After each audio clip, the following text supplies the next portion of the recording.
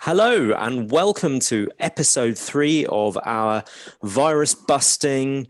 Let's all sit and chat, and in my particular case, probably drink too much scotch and give away too much information about things that we're doing in the future. We are here with Simon. Simon, thank you for coming along again. And special guest this week is Spud from the Chilling Wargamers. Hello, peeps. How are we doing? I'm great, me. Feeling fresh, feeling tasty and spicy. Good. Excellent, excellent. Well, that is all good news. Now, we are huge Chilling Wargamers fans, having been to ChillCon a number of times and being just general fans of the website and the channel. Why don't you tell us a little bit about what Chilling Wargamers is, what you chaps do, why, your ethos for life, the universe, and everything?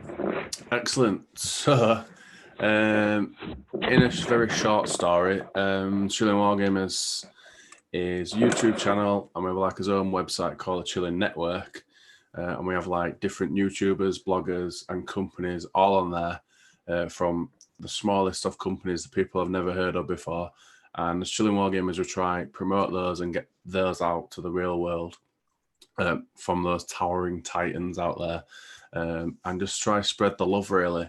And so we've got like YouTubers like doing different product reviews and things, and then once a week, every week, we do a live show, and that can involve interviewing beautiful guests like yourself, or like other people from the industry, other YouTubers. You name it, we've had people on from all over the community world, Kickstarters. We do painting challenges once every so many few months when we've got an hour to paint a miniature. We do charity streams. We do a bit of everything, and then we've started doing like weekly videos on a Friday, and just helping other people really, and just that's the whole thing with Chilling Wargamers, is just to be chilled and just try to do his best really to get small people out there. Well, I don't think I've been called beautiful by anybody sober in my entire life. Maybe my mum. Are you drunk? No, I've not been drinking out. No, just on the fruit punch tonight, just having a bit of juice. Well, cheers to that. We've definitely been finding. Using, James. Sorry, say again. So the filters that you've started using. No, well, we've been finding our normal pattern of drinking has been completely reversed. That we don't drink much during the week, and then have a few glasses of wine on the weekend with your Sunday roast and what have you. And at the moment, you just need to punctuate the end of the work day with something to, the long commute from the living room to the bedroom doesn't quite do it. So, pop a cork, have a few glasses of wine. And unfortunately, one generally leads to the second. And the second generally leads to the third. And by the time you've both had 3, you've got to the end of the bottle and you're thinking, we can't do another one. It's Tuesday. Nah, but you can. True. And if you do a second one, there's no chance you can get to the bedroom. No, well, I mean, sofa's quite comfortable. Or something like that. No, but it's all good, and we're in our house we've been doing date night on a Friday, which, ridiculous as it sounds, we get dressed up and like we're going out, and candles on the table and the whole works. Wednesday night is board game night. My other half she's not a sort of hobbyist type of board gamer, but she's a very willing board gamer. Certain kinds of games she likes more than others, like all of us. And so finding the right titles is always a fun challenge. At the moment, we've been playing a bunch of Viticulture, which is a good sort of, tight, satisfying worker placement game. Maybe a little bit on the dry side, as Euro games often are, but it's kind of got a fairly exciting race to the finish. You pass the finishing line, but you the game doesn't end when somebody scores the over 20 victory points. That just triggers the last turn. And so then you scrabble around in the last turn to see whether you can catch up or not. And usually we found our games, whoever's won, actually she's been winning, which is not allowed. But whoever's won, they've been very close. We both ended up with the same amount of victory points or one away from each other on the last turn. And then a couple of times it's come down to tiebreakers, but no, it's all good and we're surviving. Simon, is your other half a gamer? Unfortunately not. I keep trying to get her to play stuff. I've talked her into Arkham Horror a couple of times and Village Attacks, so hopefully we'll be able to work through some scenarios on that. It's more a case of getting the bloody kids to sleep. Yeah. And then not feeling like you want to pass out yourself, having to argue with them all day. Is it illegal to crush up a sleeping pill and like mix it into their food? I think all illegalities are going out the windows. I mean, maybe it's illegal. Does that make it wrong? Only if you get caught. Only if you get caught. Sarah and I played through the whole of the Dunwich cycle of the Arkham Horror. Nice. It's a good cycle. Card game. Yeah, I enjoyed it. I think she kind of enjoyed it, but said, "Yeah, this one's not really for me." I think it was a lot of the card terminology and triggers and the different kinds of cards and the timing issues and when you play. It was a bit too fiddly for her tastes, I think. She'd probably really enjoy the Forgotten Age. That's a nice one. It's a lot faster. Well, she likes to win, so she won't enjoy the Forgotten Age. That's fair. That's fair. It's brutal and horrible. Are you Spud, trying what to about you? justify Is your other half a gamer? I don't live with my other half yet, so I've not seen her for nearly 4 weeks now. Oh, wow. And she'd play board games with me if I wanted to. She's proper laid back. She's been having a go at painting some miniatures for the first time ever. Just sat next to me and just like asking me like, because obviously if I got her to paint a Space Marine, she like obviously had no idea what it was. So I was trying to explain like, just paint it how you want. Yep. Unfortunately, she went to go paint a Blood Angel, so I was very upset about that. But it could be worse. Could be a Space Smurf. Yeah. So so she did a bit of painting. She doesn't mind playing like little card games if I asked her, same again.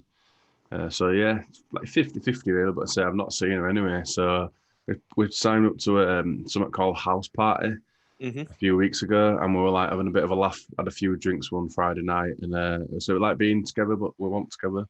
And we're playing like games and that, but then that weekend it got hacked, so everyone had to delete the accounts and stuff. So that was fun while it lasted. So yeah, that's it really. I've been getting my fix by playing either Blood Bowl on Steam, or I've just downloaded Tabletop Simulator, which is on sale at the moment for anybody that doesn't have it. It's half price. Well, we're going to come back to that in a minute, but I have neatly and tidily, you may or may not have noticed. So I decided this is the third of our weekly hangouts, and generally the idea, we're not going to have Drowned Earth news every week to talk about. Of course, we can talk about the game. There's lots of stuff, lots of topics of conversation. But I thought we should have a theme every week. Maybe not a theme for the whole stream, but just something that we should talk about, as kind of topical issue, something gaming related. And I watched a YouTube video today, and it reminded me of something that I thought about a lot while I was developing the Drowned Earth, and I think about a lot now. The YouTube video was a guy in a community that I was very active in for quite a long time, the Lord of the Rings strategy battle game community. And it was a guy who had, I don't know how he'd managed to do it. He'd done her some kind of favor, and the way that she'd, they had a deal. If he did, something that she wanted doing, she would on video play SBG with him, and find out whether she'd liked it. And she generally said in the intro, she didn't like miniatures. She found it annoying that they were strewn all over the house. She broke one and felt awful about it and could never live it down presumably after the amount of effort he put into painting it, and was just dead against the whole thing. Had played 40k with him years and years ago and found that a horrible experience, hated it, vowed never to do it again until he managed to, do some kind of barter economy trading thing. And at the end of the video, she was like, do you know what? I don't want to admit it, but I did kind of enjoy that and I would play it again. The topic of conversation that we're going to talk about, and this is a different gaming and painting, we'll talk about both. I think that there are definitely not enough women in our hobby. I think maybe that's okay if it's, it can't be for everyone, but I would like to see more women in our hobby. I noticed that there are many more female painters than there are female wargamers, and there are many more female RPG enthusiasts than there are wargamers, and maybe even more than RPGs. There are many more female board gamers. So my other half is a perfect example of this, that she's very excited to play a board game. She loves them. She's, I'm the gamer, but she's really happy to pitch in. It isn't a favor to me. To play a miniatures game, you'd definitely be like, I don't really want to, but I kind of will. Why is that? What's going on there? Does anybody have any thoughts? I don't know. Is it a cultural, stereotype that it's always been, Games Workshop full of sweaty geeks? I don't know about you, but the events that we've been to, James, I've noticed a slow uptick in the amount of females that are coming to it. So I'm wondering whether we are on the precipice of something similar to what's happened with D&D and the effect that Critical Role's had, where maybe we're on a trend where women are starting to realise that it's not just full of overweight, smelly men. But it is, though, isn't it? Didn't want to comment. Yeah, I agree. Like, I think it's just like it's because it got designed by pretty much blokes, and then it was passed on to blokes, and it just went on and on and on, and women didn't really get involved in it, and it just developed over time, and I think a lot of people got their partners into painting or into gaming, and then it kind of went from there. I've never really, I'm all don't know many people, I suppose, but I've never known someone pick up the Hobbit like I did, stumble onto it and be like, oh wow, this looks awesome. And obviously I did a blog post not that long ago about people, how they got into the Hobbit, and they were all kind of similar-ish. Yeah. Kind of. So mine were, my technology teacher gave me some white dwarfs. I had no idea what it was, and it started from there. Yeah. And I think it is just a massive gender gap thing between men and women as well. From when we were younger, boys like tanks and guns and girls like girl things. And I think that's where it's kind of gone through. And I know these days, it's a lot more open about things. There is people still like that who might bring the kids up like that, but for myself, I wouldn't be bothered if one of my boys picked up a Barbie. It wouldn't even faze me now. My mother was completely I'm not going to bring you up with all these old-fashioned stereotypes, and so you're not going to have a toy gun. You're gonna have an ironing board and a doll and all the rest of it. And I quite like the doll. His name was Peter, I remember, and I made him little tents and stuff like that. Yeah. The ironing board, I just used to run around the house using it as a machine gun. And my mum had had a male friend who he lived with his wife out in the countryside, but he used to come up to London for work and come round, and he took me to the cricket when I was about 4 or 5. But he was just completely appalled by this. So he decided that the best thing he could do is go out and buy me the most obnoxious toy gun he could find. It like slotted, like there were different barrels and it lit up and smoke came out of it. And there were 5 different noise settings. It was a proper 1980s toy where, like, you know, all of that kind of electronic stuff was new and fancy. And of course I love this bloody thing. And so yeah, there's just another example of, you're a boy, you're supposed to like guns, and so you know, put the ironing board down and you know. But I think you're right what you were saying, Spud, that nowadays there are a lot of people who still do stick to that kind of stuff, but those sorts of ideas are breaking down a lot. And it would be interesting to see what the generation of women that are growing up now, girls who are, you know, or grow into women in you know, the next 10 or 15 years, how they will respond to our hobby, maybe growing up in an environment with some of those stereotypes not being quite so enforced.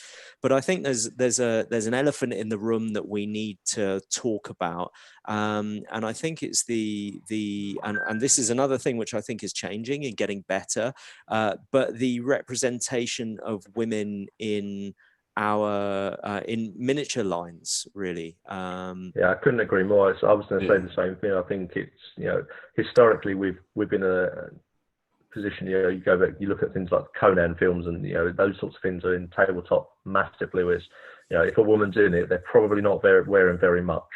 Yeah. And you know, I think you're right, things are changing. You know, even Games Workshop have realised that they need to move on, and you know, they've started bringing back, you know, the Sisters of Battle, for instance, and miraculously they're not all in armor that are completely curved to every element of their body. They're in more, you know, relevant armor.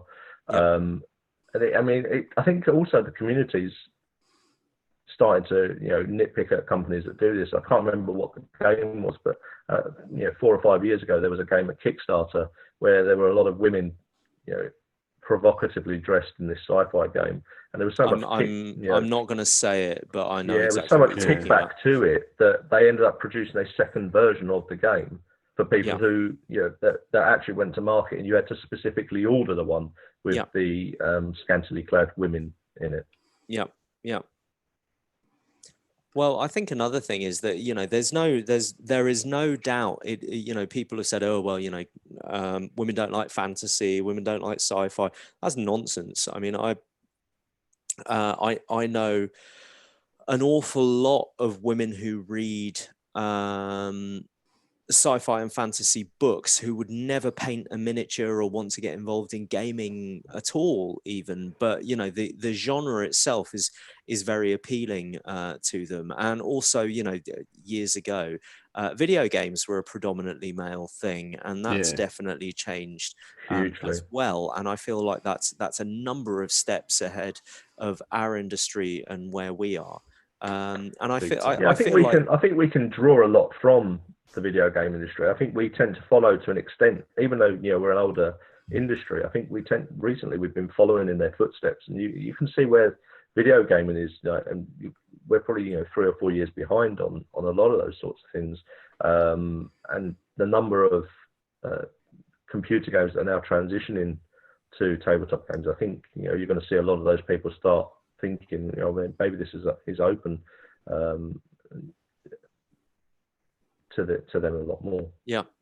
Well, so I'm now gonna backpedal and sound like a Neanderthal chauvinist, but I've had an observation, and it's an interesting one, and I can't work it out, and I've spoken to a number of different people about it. I think that one of the turnoffs about a miniatures game for women is tape measures. I have taught various different games to a lot of different people, and I've never had a guy have a negative reaction to the idea that you have to measure in inches and you've got completely free positioning. And quite a number of times, the girls that I've shown miniatures games to have been like, I don't like that. Where do I place it? And the moment I'd never noticed this. I'd done it a number of times, and it wasn't an observation I'd made until the X-Wing miniatures game came out with the measuring sticks and the turning templates and that sort of thing. And I realized in a similar environment, teaching that game as opposed to, and it is kind of a hybrid between a board game and a miniatures game. I did not get the same pushback against the kind of free positioning of a miniature on the battlefield without a grid system, without a hex system, without some kind of control of how it happens. And I found that fascinating, and I couldn't explain to you why that is or what I think it's about, but. It's always funny when we go to when we go to the Salute and places like that and do demos at events. You can tell the difference between the men and women. Women come over, they're looking at the models at the game table. The men come over to the demo table. The first thing they do is pick up the tape measure and start playing with it. Yeah. And yeah, I think there are all sorts of, I mean, look, at the end of the day, let's not pretend that there aren't differences between people of different genders, people of different backgrounds, people of different upbringings. There are all kinds of reasons in why we can group ourselves into all sorts of subdivisions. Say hello to my cat, who's trying to be annoying, famous irritation. But yeah, we can group ourselves in all sorts of different ways, and some of them are useful and some of them are not useful, and some of them are useful in some situations and not in others. But people have got very different brain chemistry, and different things appeal, different things work, different things connect. And it would be crazy to think that there weren't any genuine gender reasons why some things appeal to men more than women. And I think a lot of it is cultural, and a lot of it, like the things we were talking about before, about as a boy you're brought up to play with toy guns, and as a girl you got Barbie dolls, and that's maybe not so healthy and not so great, and maybe it's good to break that kind of stuff down. But at the same time, we don't all have to like the same things, and I feel like I would like as many women to come into our hobby as want to. And what I'd really like to do is break down every barrier to somebody who would potentially like the idea being turned off by stupid representation or two-dimensional, one-dimensional representation of female characters, a kind of boys club atmosphere, a kind of you shouldn't do that, that's for nerds culture, all of those kinds of things. But ultimately, different things appeal to different people, and that's kind of okay. Yeah, I think like when Simon said earlier about like this, like the sweaty geek thing, like it's kind of, so my girlfriend went to the ChillCon Derby, and she were on like the door with me, and like she was just in absolute shock. She's like, it wants to do, well, some of it was to do with fashion, but she was just like, this is but like absolutely bonkers. Like some of these people, like they stink. And that's all. Like she was straight up just being honest, and it like it kind of put her off, like straight away. Because imagine like going to a club and it were a bit more intimate, like like there's like 10 people, and you were like, oh, I won't mind playing, I don't know, Blood Bowl or whatever, and she turned up and it were like just all these blokes. It's just a bit like it just kind of put her off, I would have thought. Yeah, I don't think she really believed I did it when I started. Because obviously everyone's got that stereotype. Everybody knows what Warhammer is. If you walk through the street and asked everybody what Warhammer was, they don't know. They don't have a clue about the background or what it is or what it does, but they just know it's probably that smelly shop with little toy soldiers in. That would be probably 80% of people's answers that didn't know actually what it was. Yeah. And I think that's quite a hard stereotype to shrug off. But I remember when I was at school with computer games, I was a geek as a computer person then, but then obviously 10 years down the line, all those people that were calling them geeks all had PlayStation 3s and Xbox 360s. Yeah. Everybody had it, and it's just going to progress. And like Simon said, I think in quite a few years' time, I think it's just going to keep adapting, and we will get more ladies to come in and join in, and it just like the norm. Because at the moment, I think it is still a bit like, oh my, like you see that like trash post on social media about, oh, a woman walked into Games Workshop. You know, it's still like a big shock to some old school gamers. Like does not faze me whatsoever, but I'm quite open-minded. I'm not bothered about things like that. Yeah, I think you're right. I think it's interesting because Games Workshop has a very much, not knocking on them at all. They're great. You know, what they do as a gateway for kids to get into the hobby is amazing.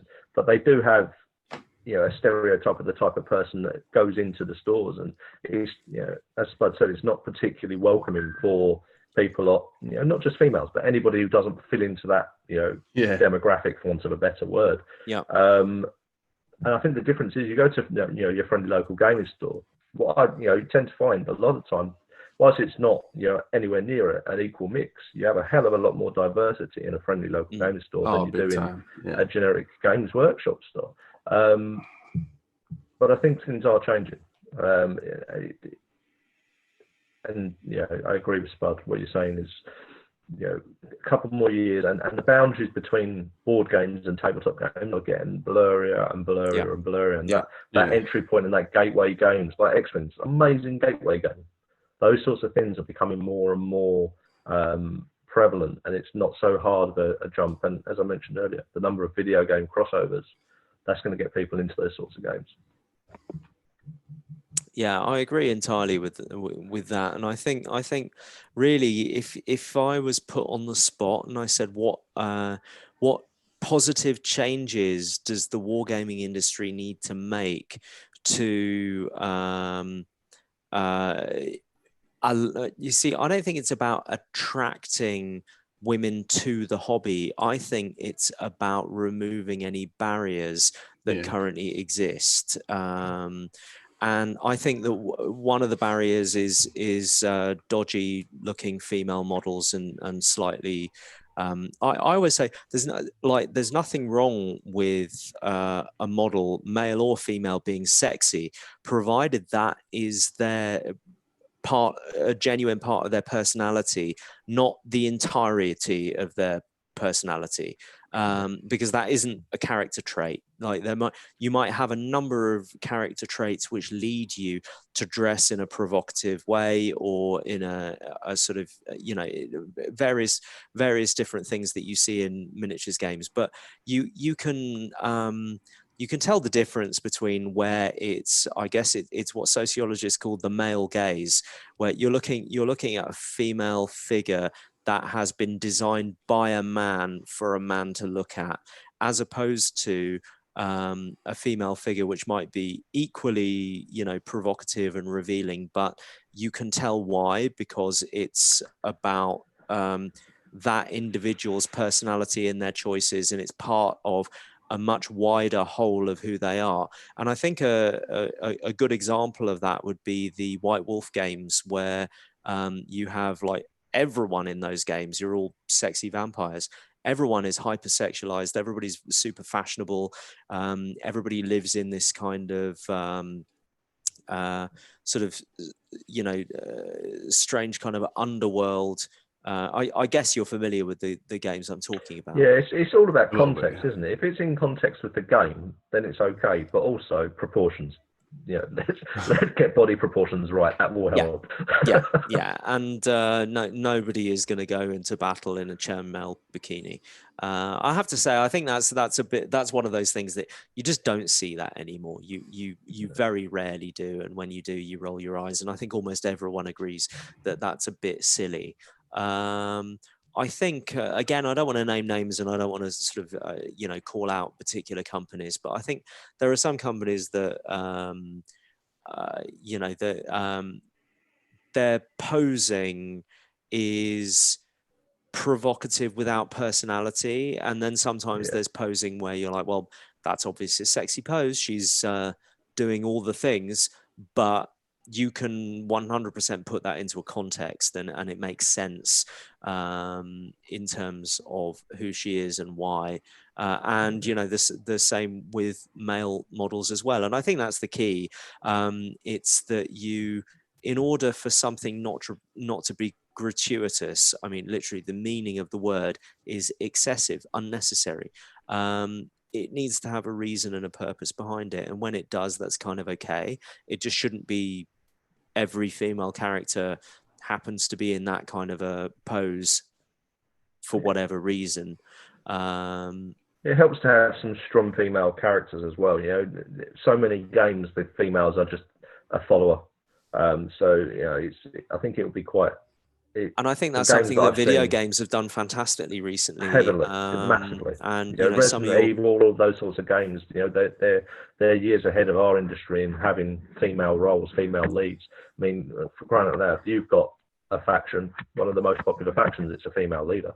Yep. And I think that's where the industry is heading towards. You've got companies like Steamforged, like them or loathe them, they are at the forefront of diversity. It's very clearly a major part of their game mechanics and their world.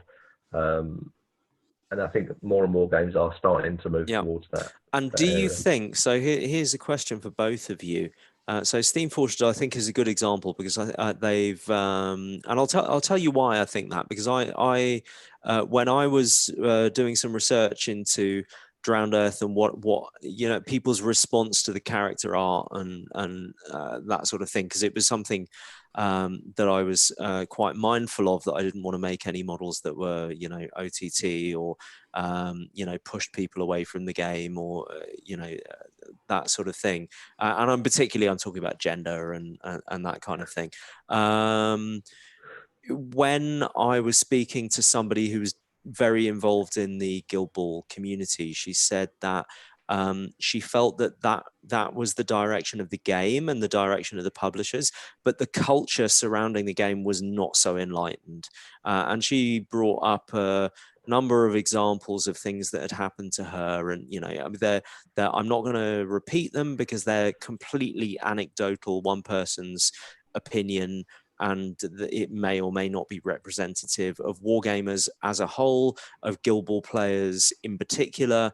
But she was like, well, yeah, the effort that the company has gone to has kind of fallen on deaf ears when it comes to the community. My question is, how much do you think positive influence from the industry itself, and that producers and promoters and influencers and YouTubers, all that sort of thing, how much impact do you think that really has on the grassroots of our little society, being the players themselves? I think massive. You go first, Spud. Yeah, massive. I think really. I think, like you were saying, like for influencers, if they were like genuinely into that, like, I don't know, like that game, say that war game, and they'd never done wargaming before, and they had like X hundreds of thousands of followers, and then they said, "Oh, this game's really, really cool. Look at these miniatures." I think that would like make a massive impact on like people, because to be like, well, if she likes it, it must be good. I won't. I know that there's a lot of bad rep about influencers because obviously, they get paid to do it. Some of them, but like if it were like genuinely, like they actually did like it and they did play it loads and stuff like that, it would, and then that spread out just as female or male, whichever way it went. I think it would make quite a big impact, but I don't know if it would like keep hold of everybody as much. Like I don't think it'd have as much of a long, can't think of the word line, like right, see like longevity. The grassroots thing. Yeah, the longevity. I think it'd only be like I think it'd give a massive boost to that company. Yeah. For X amount of time, but then it'd plateau and then just drop off. So the other thing is I think this with TV shows and films and all the rest of it, I consider myself to be a very progressive person, and I want you know, my media to be representative and fair, and for everyone to feel like they're part of it, and for it to appeal to a wide audience and that kind of thing. But I don't want to hear the gears grinding. Do you know what I mean? I want it to be effortless. If I look and I'm like, you know, here's another character that ticks X different minority boxes, and you know, the storyline is heading in a particular direction, and it just feels really over engineered. Then I call that bad writing, because you're not writing for a purpose. You are trying to push a particular opinion on the story instead of making a story about that opinion, if that's what you want to do.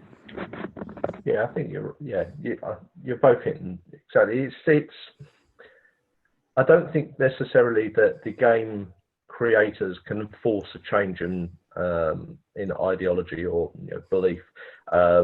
If people have got those sort of strong beliefs, they're not going to change. All we can do is try and welcome in more people into the games with a different mindset. And also, I think one of the biggest things that the industry's got to be aware of is that whilst you may not change existing members, there's a constant wave of new, you know, children, teenagers, young adults coming into this industry. And if they come into the industry seeing games that represent diversity properly, then that's just going to be second nature for them, and that's going to help to remove that stigmatism and that, you know, that cultural belief.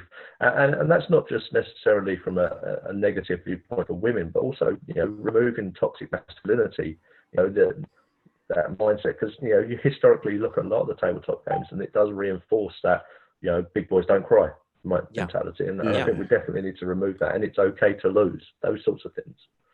There's the thing, I worked at primary schools for quite a long time now-ish. And I remember I went on a residential. It is kind of on point. And I was absolutely freezing, and there were one woolly hat left that was spare, and it were pink. And I've got to think, I don't like lads in my group. So I just put it on, and obviously the normal things come out, I had a bit of banter. But what you're not remembering, lads, is Leeds Rhinos wear pink. And they're all big rugby tough guys. And they're all like, oh yeah. And then all them lot were then trying to find pink hats and be cool. And also every Friday, I was the first person to wear a pink shirt on a Friday. And I call it Pink Shirt Friday, because I said it should be good for these young lads to see blokes be able to wear pink and just get on with it. And then all the other bloke teachers started wearing pink t-shirts, and we called it Pink T-Shirt Friday. But like when I've played Warhammer or I've played games with kids at school as well, they're not bothered about things. Like I've noticed, so I work with boys and girls at this new school I've got, and they don't, the girls that turn around and go, I don't want to play that. They don't do that. They just get straight in and they just want to play it because it looks cool, even if it has. So that would definitely imply that it's a growing up and deciding who you should be or who society wants you to be kind of thing that stops women from playing war games in the way that perhaps they would otherwise. All the lasses I've played with ever, mine are aged between, obviously I can work with them from being 6 to 12 because I work in primary schools, and not one of them has ever turned around and said, I don't want to play that because it's for boys or whatever. They'll just get stuck in and they'll play. And then I have got some tomboy girls, but like even then, like, that's what I mean. So like you've got tomboy girls and you've got like girls, but they're not bothered. They'll just play it because it's cool. Yeah, I think the other thing as well, having listened to you guys and come back, I don't think it's necessarily just a case of that the environment and the community is heavily male focused, therefore it's off-putting to females. But how many of us actually talk to our female friends about tabletop gaming and try and get them involved? A lot of the time, even in our own heads, whether we're consciously or not, we're sitting there going, well, no, I only talk to my boy mates about this. The automatic presumption is, so I'm now of an age where I don't care. I do this for a living. I'll tell anyone. I'm not, ashamed or embarrassed. They're definitely when I was in my teenage years, I played a lot of role play games and tabletop miniatures games. I mean, there were only Games Workshop tabletop miniatures games back in those days. I'm talking about, like the 1940s. But there were a lot of role-play games from different companies. I decided at a certain stage when I got to about 15 that girls weren't going to like me if they worked out that I played these kinds of games. And so I gave them up completely. And then when I got to about 21, 22, I was like, well, that was dumb, wasn't it? And picked it up again, and then got a bit more serious in work life and just didn't have any hobbies at all. And then I hit about another 10 years, about 31 or something like that. And I thought, you work very hard and you don't do anything fun for yourself. You don't have any hobbies. Why don't you pick up some from your past?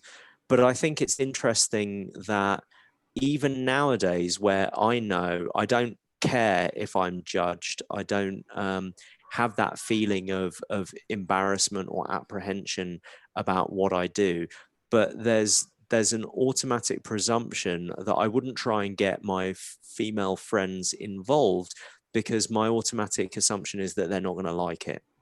Miniatures games, not board games, I will try and drag them all over to play board games, because my presumption is they will like them if they give them a chance. So that's interesting.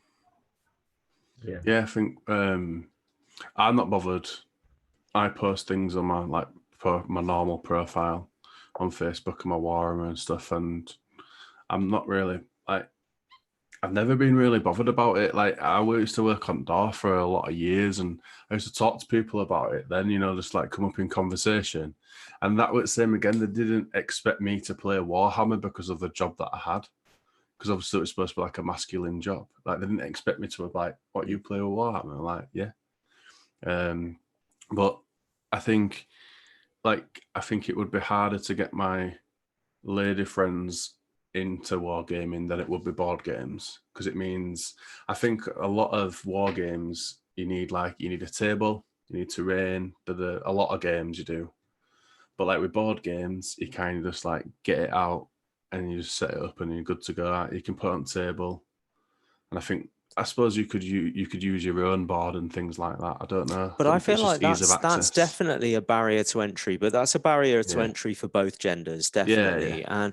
And I feel like I guess there's two ways of looking at it. So I can't think of any high-profile female scenery builders, but I can think of a lot of high-profile female painters. Yeah. And I wonder whether there's the kind of train modeling aspect that, again, that seems somehow more geeky or more inaccessible, or they're just not as fascinated by the idea of creating a little miniature world, but the idea of painting a figure is more appealing. And I really don't know what the answer is, and I'd like to, It's got a soul, maybe.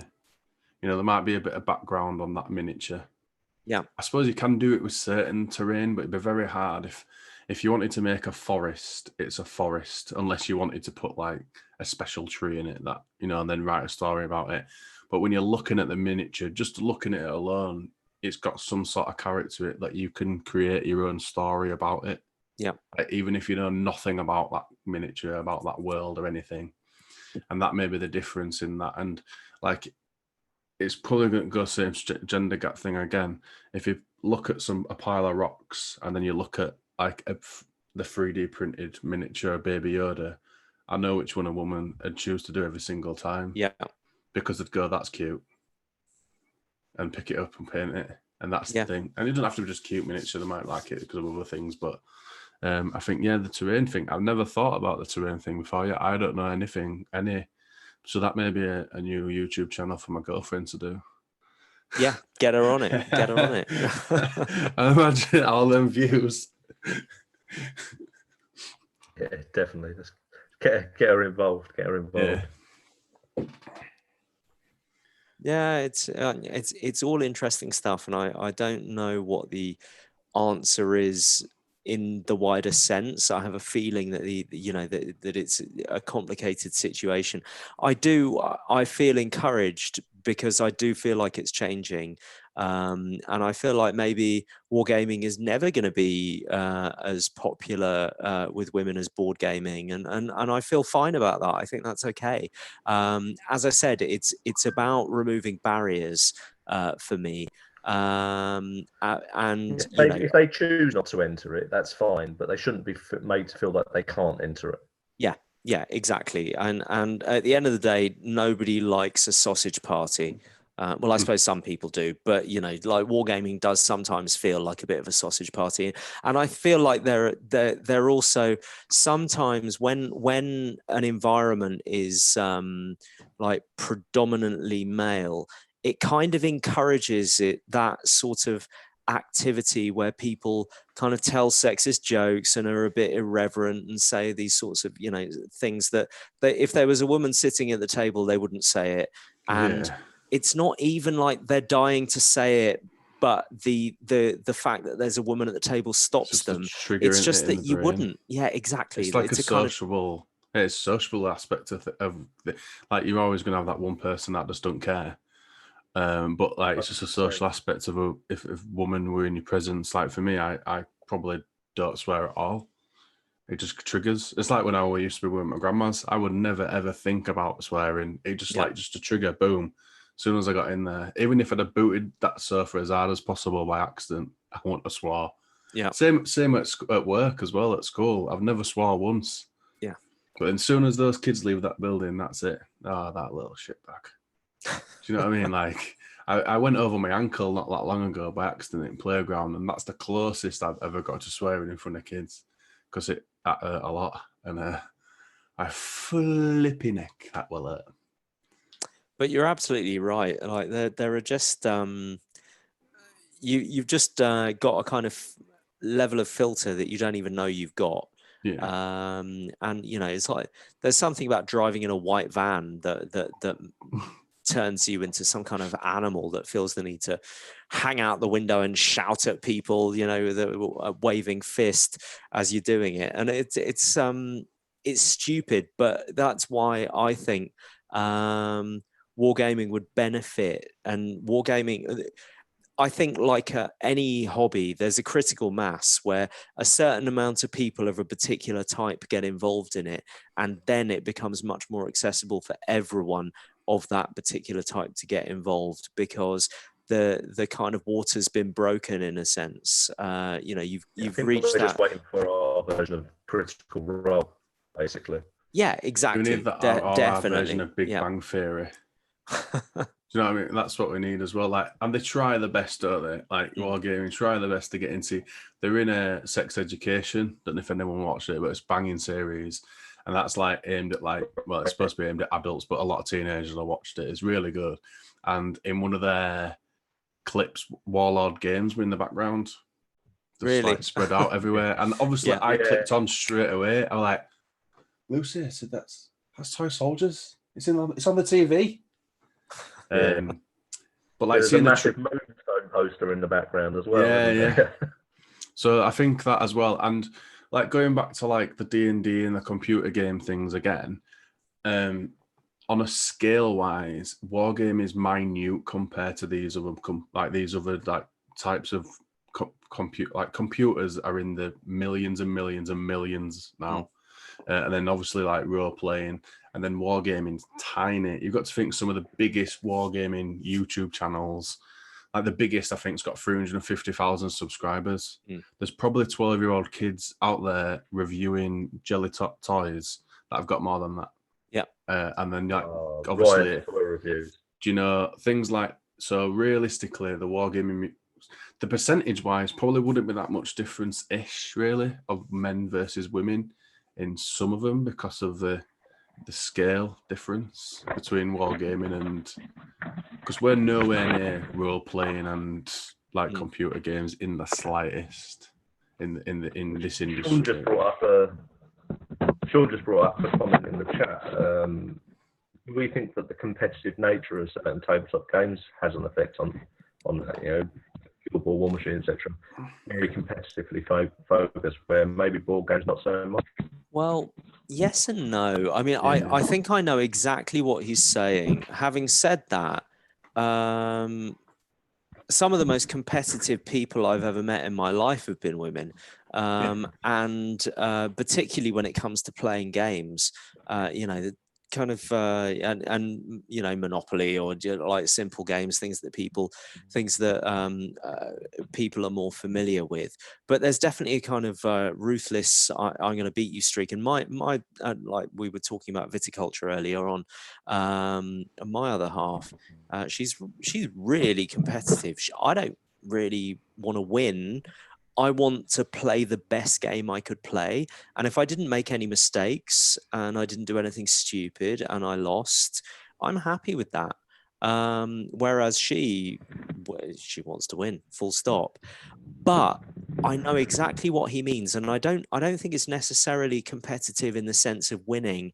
I think it's the 1v1 war aspect of like it's not just competitive, it's adversarial, in a kind of like there's a level of aggression going on in a miniatures game where you're trying to kill the other guys.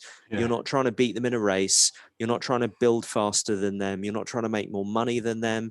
You're not trying to outsmart them. You're trying to kill them until there's only one person standing.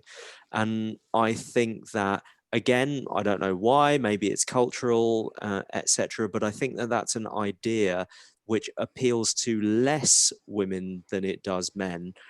That isn't to say none, because there are plenty of women who are interested in that idea as well. But I think it's less common typically. 100%. I'd agree on that big time, because it's from like the Stone Age kind of times, wasn't it? Like I know it was a very, very long time ago, but it is bred into men that we like to we like aggression, and we can't do nothing about it. If you look into games that do have a higher female population, like Malifaux, for instance, they're more objective based. It's not a case of shoot or beat the other team into the ground. It's very much objective based gaming. Yeah, that makes a lot of sense. And to be honest, that's my preferred thing as well. Actually, I find it just a bit more interesting.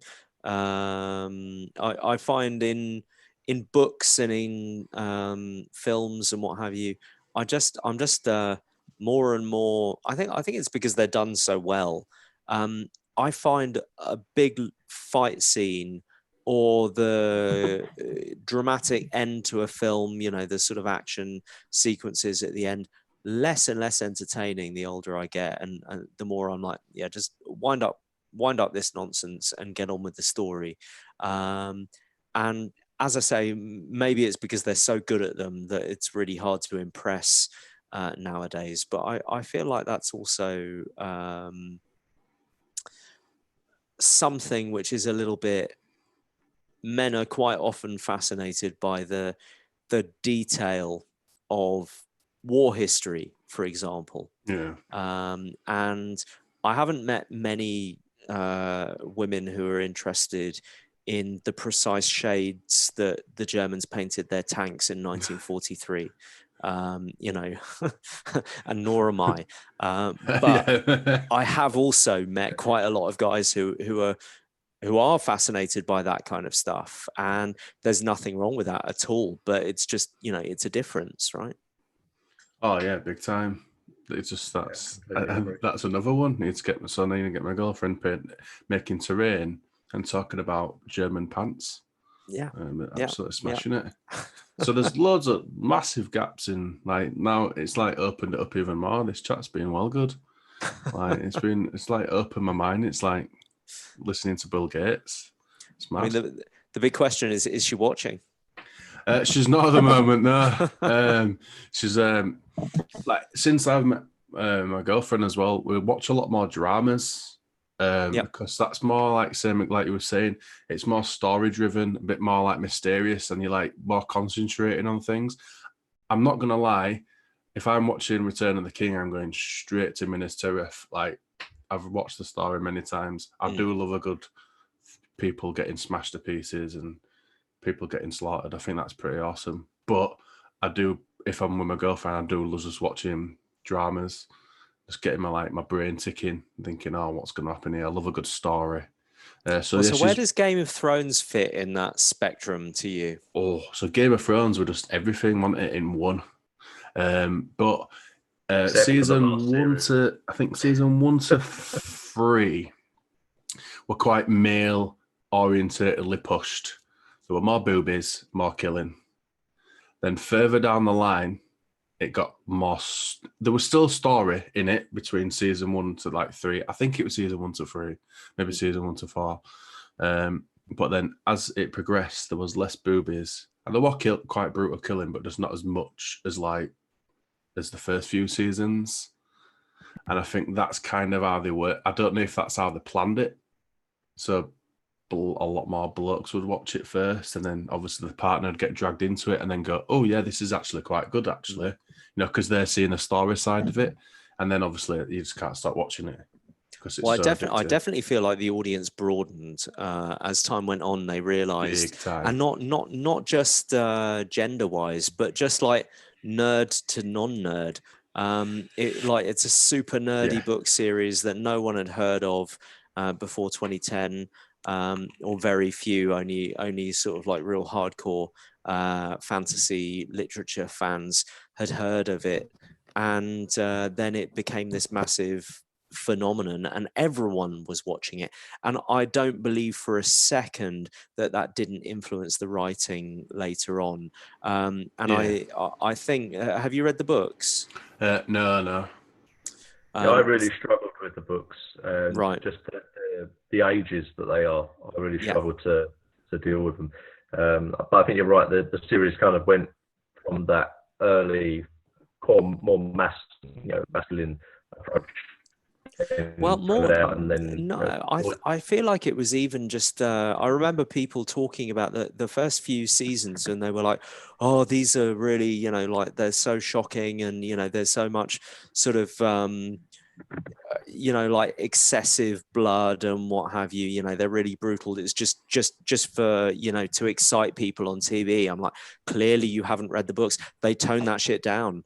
Like the books are really really full on. Not in the sex sense. There was definitely more boobies to make people watch it, but in terms of like brutality and backstabbing and just general horrible behavior, the books are way ahead of the TV show. But yeah, I really feel like the broadening of the audience changed the way that they wrote them, and made them more generalist. Then they got really narrow for season 8. They really stopped watching it. Well, yeah, then it just kind of turned into, well, we've got to wind up this story, and so let's just have a whole load of battle scenes. It was so weird how it changed so much. It kind of upset me. I was just like, I was excited to watch it. I was excited to watch it because I was like, okay, maybe this is the episode that's going to be crazy. Like the last few, maybe last 1 or 2 seasons, there weren't as many, oh my God, I can't believe that just happened moments. Or me shouting at the TV, wow, as many times. Yeah. The other seasons, there were a lot of wows and a lot of oh my God. I think the last one that I had that was probably the Battle of the Bastards season. That was the last episode 7, wasn't it? Wow, I can't believe this is happening. Yeah. And after that, it just kind of, I don't know. There were some wow moments, but not as many. A bit more predictable, that's the word. It was a bit more predictable-ish. Obviously, it felt like they'd engineered a lot of the action. I felt like all of a sudden there are actually I'm plagiarizing this from a friend of mine, but I agree exactly with what he said. He said all of a sudden in this season you find there are 3 people in the room and 2 of them need to have an important conversation. So one of them's like, I'm just going to go and do something else, and leaves those 2 people alone to have a conversation. And it just felt like it felt engineered. The whole season felt like the writers had, rather than finding clever ways to tell the story they wanted to, they were just engineering situations to tell those stories, and it like, again, you could really notice it and feel it. But while we're talking tonight, we're nearly out of time, but we've been talking tonight about why there aren't as many women as there are men in the wargaming industry, and what the industry can do to change that, if anything, and whether it's changing by itself organically. But I think one thing that we can all say about Game of Thrones is, not just in a gender sense, but just in a general tastes sense, it massively popularized fantasy, and made it accessible and removed some of the stigmas. So while we were talking about, perhaps some of the reasons why women aren't interested or as involved in wargaming, is because there are a bunch of stigmas to get over. That's true of fantasy as well in general, and I think fantasy is way ahead of wargaming, specifically in terms of breaking down those stereotypes. But there's still some work to be done, and now fantasy is mainstream, completely mainstream. Completely, yeah, 100%. It's, we're not talking about a few people. We're talking about millions across the globe that are bought into this. That's Game of Thrones, isn't it? You can just Lord of the Rings primed the ground, and it was Game of Thrones that actually built that road.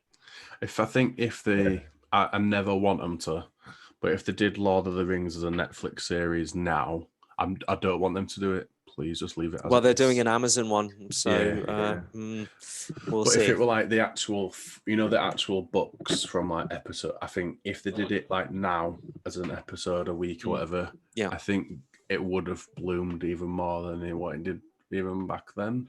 I don't know. I'm looking forward to the Amazon series, because I think that's prior to The Hobbit, isn't it? So I think that could be. It's I mean, this is a ridiculous statement, because it's all made up. J.R.R. Tolkien made it up. But as far as I'm concerned, the Netflix show is completely made up. And so I am quietly hopeful it'll be good, but I'm nervous and skeptical about whether it will be or not, because there are just so many examples. There's no like anything from J.R. Tolkien or the art is some anything in the is there any? Very, very little. They've got like a few scraps here and there to hang it on. So there's a book called The Silmarillion, which is basically the Bible. And then there are 12 volumes of I think it's called The Stories of Middle Earth, which are like curated scraps of his notes and things I've like read that. one of those individual ones. Yeah. And it was set in Lord of the Rings in Middle Earth, but it were like nothing to do with any characters whatsoever. And I bought it for a train ride, and it were only about, say, 200 pages, maybe a bit less. And I was like, I'll smash this out on this train journey. And I read it, started reading it all.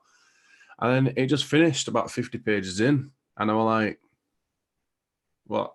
I don't get it. The rest of it were just notes on how they changed it and how they put it together. And then like things like, well, we put this word in here. And I was like, oh, like it was a really good story. It was very, very good. But it was very complicated, even like for a lot of them were example essays that he gave to his students. It was mad, weren't they?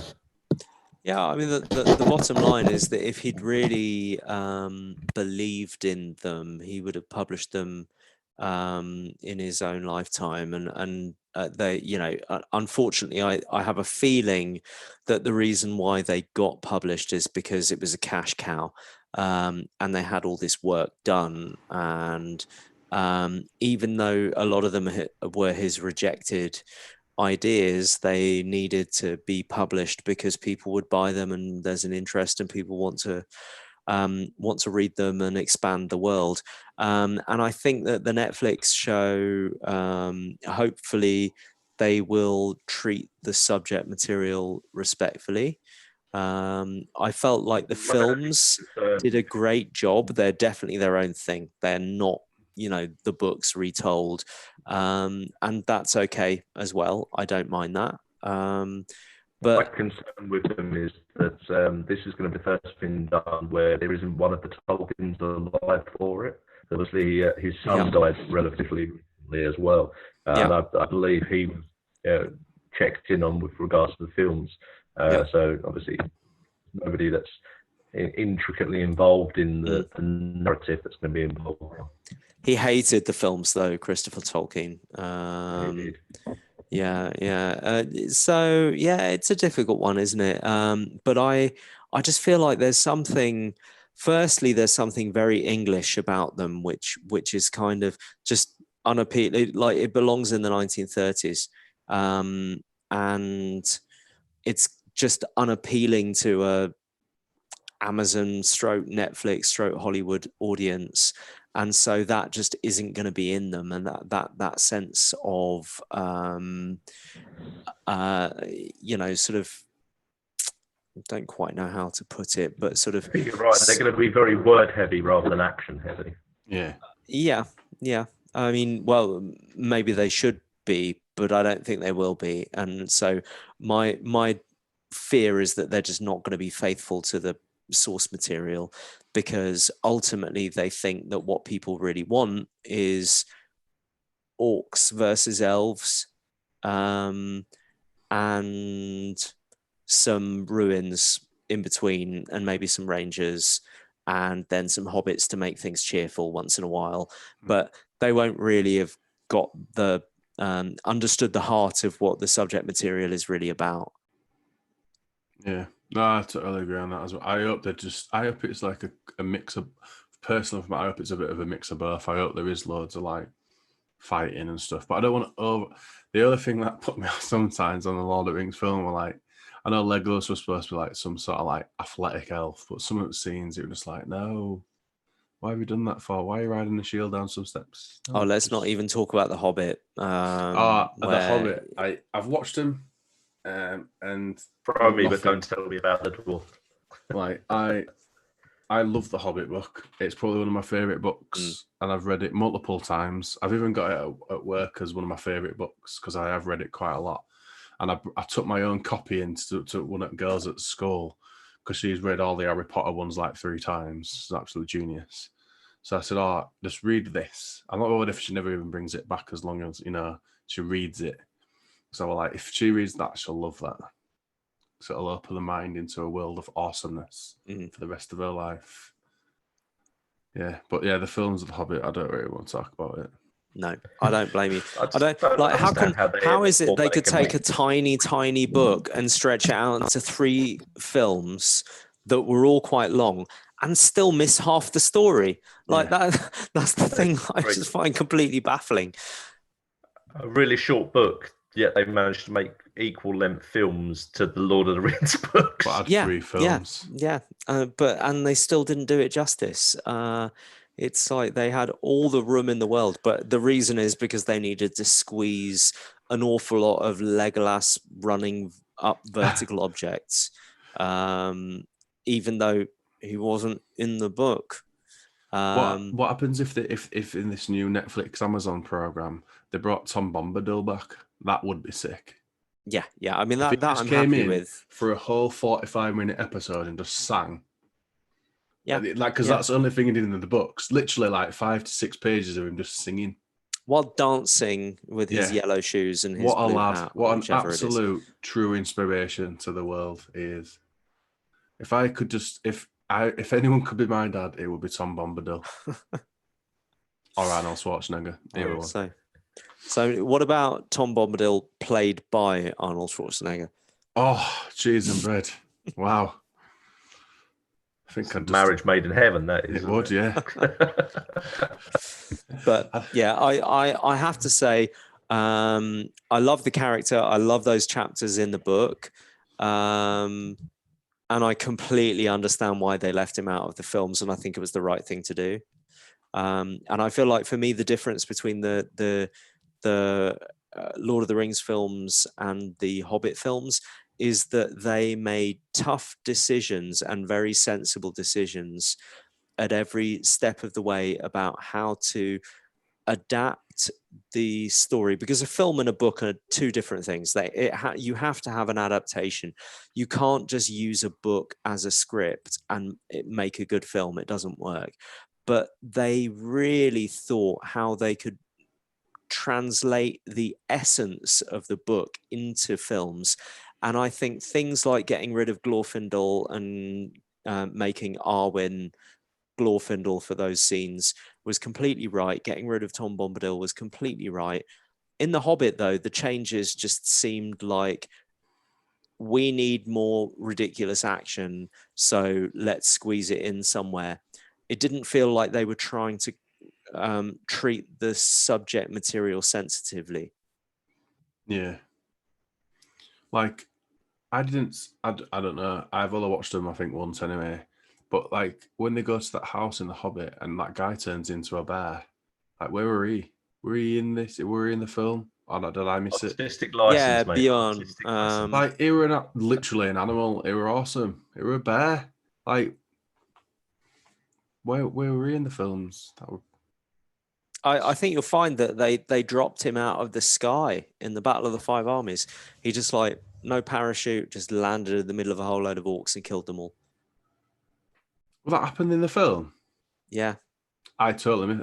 That's what I mean. That's how much attention I would play. Lucky you, because it was one of those moments in the film where you were like, "Do you know what? I didn't think that I could be any more insulted by this than I already am." And oh, you found a way. Well done. Wow, I can't believe I missed that bit. It was like this. The director suddenly went, "Damn it! I completely forgot this." Even that, they were like, we forgot to put the bear in it. Guys, we forgot to put the bear in it. Wait, what can we do? Well, there's a space on battlefield there. CGI it in. Go. It's like the Prometheus film where the director realised with 5 minutes to go it was supposed to be an Alien prequel. Yeah. Yeah. Oh dear. Well, I think we've put the world to rights, and we're just about out of time. So, guys, thank you very much. Thank you to everybody in the chat who's been watching and contributing, and we'll see you all next week. So, Simon, say goodbye. All the questions we got on Discord. Oh yeah, no. I guess we can do another 5 or 6 minutes. Shoot. Cool. So some of the questions that we had. Bear 1 second.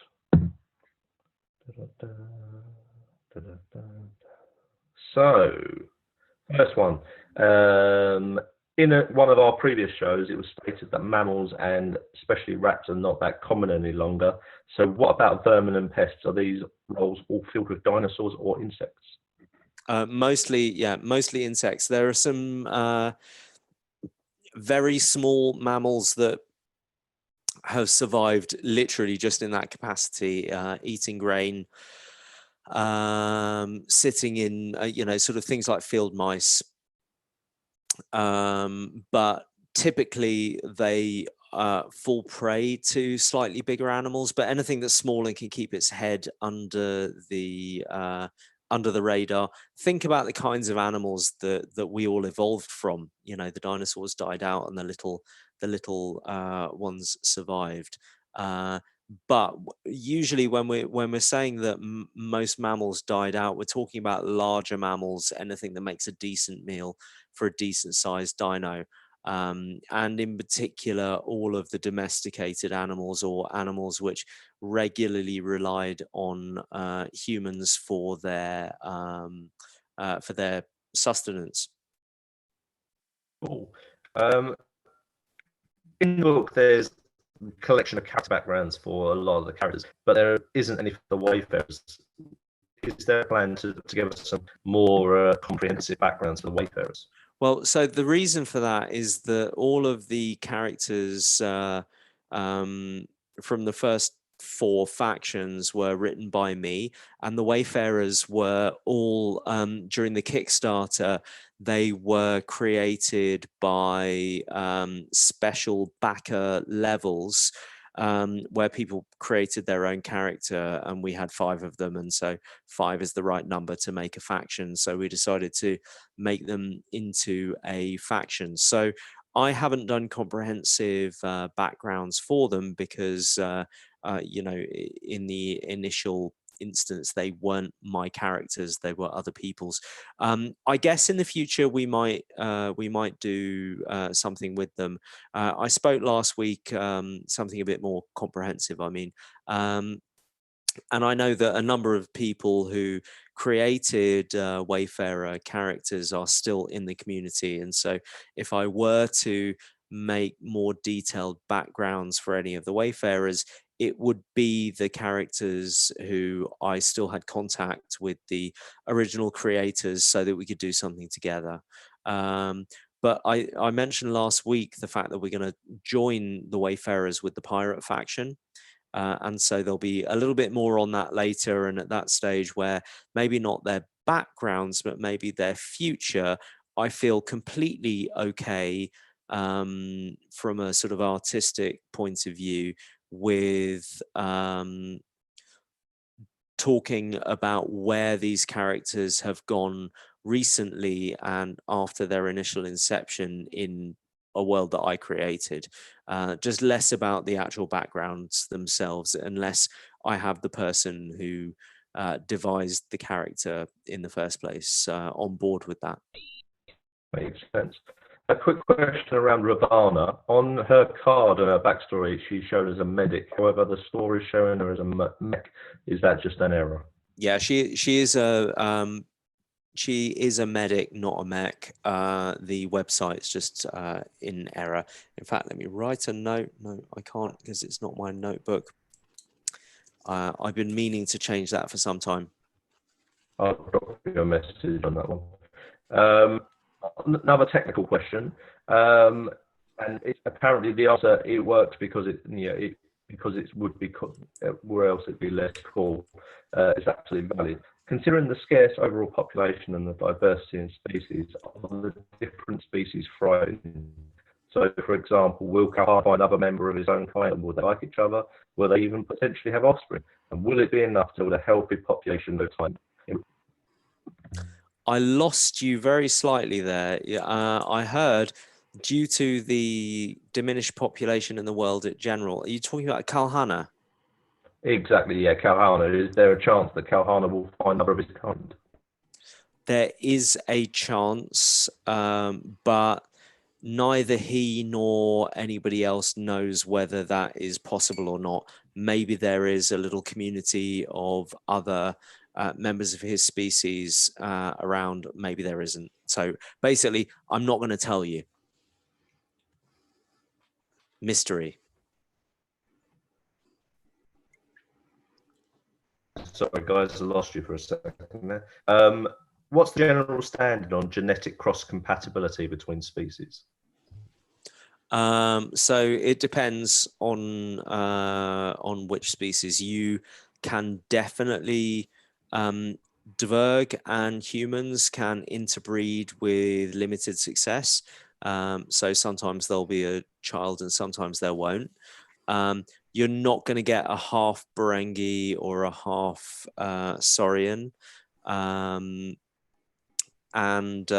basically it varies from species to species.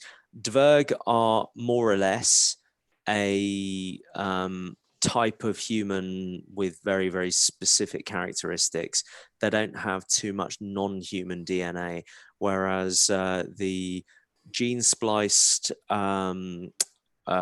races that have some human DNA, probably whatever the other half of their DNA is makes them incompatible sexually. Makes complete sense. And the last important question, in my opinion, are there any robots in July? Are there any robots? Not being made new, but yes, there are in some kind of working order and some in like complete states of disrepair. But yes, it was a thing in the past. There are a few very, very rare remnants kicking around, but it's really not a common thing at all. It's not so. It's so uncommon that most people wouldn't even know what a robot was. Sounds great. Never know what could turn up in the future. No comment.